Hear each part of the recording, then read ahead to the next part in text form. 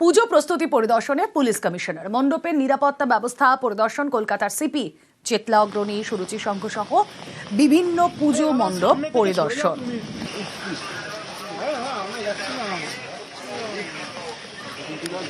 চেতলা অগ্রণী, সুরুচি সংঘ সহ বিভিন্ন পুজো পরিদর্শন সিপি মনোজ বর্মার। Crowd circulation, crowd management, emergency response, এইগুলো দেখা হচ্ছে। এছাড়াও